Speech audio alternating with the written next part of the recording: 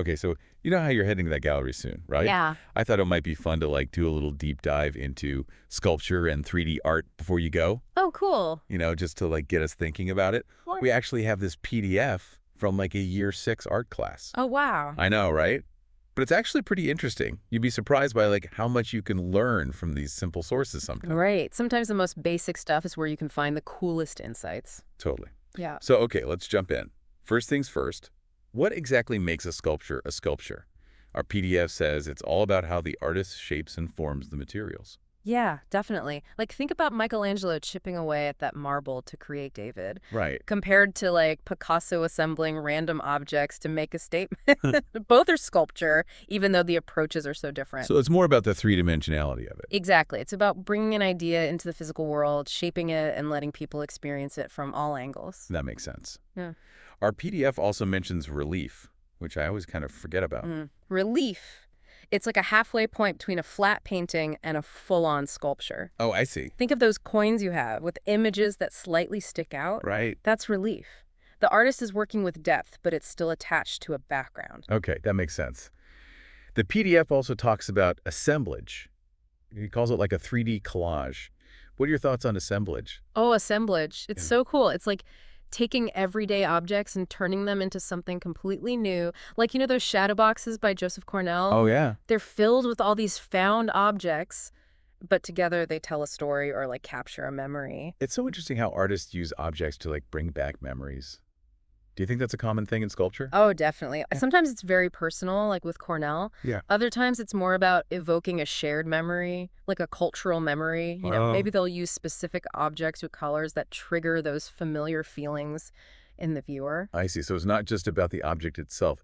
It's about what it represents. The PDF also mentions something called abstract art, which it says doesn't necessarily look like real life.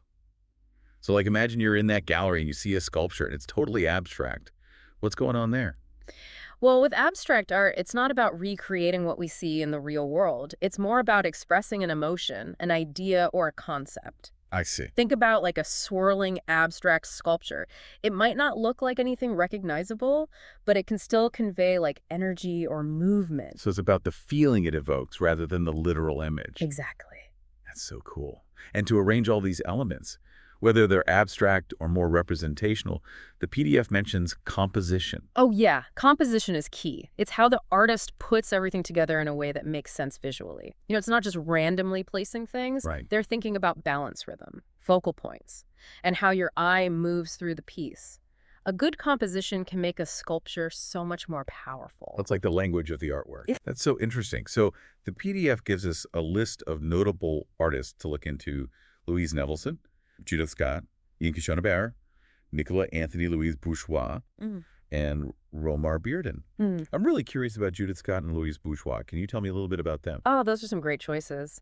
Yeah. Okay, so Judith Scott, she was an amazing artist who actually faced some developmental disabilities, but she created these incredible sculptures like cocoons, all wrapped in yarn and fiber and found objects. Her work is so powerful. It shows how art can be a way to communicate even without words. That's incredible. I would love to see one of her pieces in person. You should. They're really moving. And then Louise Bourgeois, she was fearless. I mean, she wasn't afraid to explore some pretty intense themes like personal struggles and anxieties. Wow. She often used spiders in her work, sometimes huge ones. They represented creativity, but also the complexities of motherhood, like the protective but sometimes overwhelming aspects. That's deep. I never thought about spiders that way. Right, but that's what's so great about art. It makes you think differently about the world. Totally. And this all goes back to what the PDF said about exploring sculpture. Not just by looking at it, but by actually creating it yourself. Absolutely. There's something so special about working with your hands, feeling the materials, and transforming them into something new. It gives you a whole new appreciation for what artists do. I feel like I want to go to the art supply store right now. Or just raid your recycling bin. Exactly. Yeah. So we started with this simple PDF for a year 6 art class. And look at all the ground we've covered. It's amazing, right? It shows that you can learn from anything, even the most unexpected sources. It's not about memorizing facts. It's about using them to jumpstart your own exploration and understanding. And I feel like that's a great takeaway for anyone going to a gallery. Like, don't just look at the art. Think about it. Ask questions. Let it spark your own creativity. Exactly. So as you walk through that gallery, what will you look for now that you might not have before? What new questions will you ask yourself? That's a great question.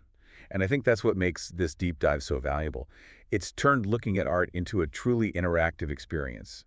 I like that interactive art exploration. Exactly. Well, on that note, until next time, keep exploring. Always exploring, that's the key. Absolutely. See you next time. Bye.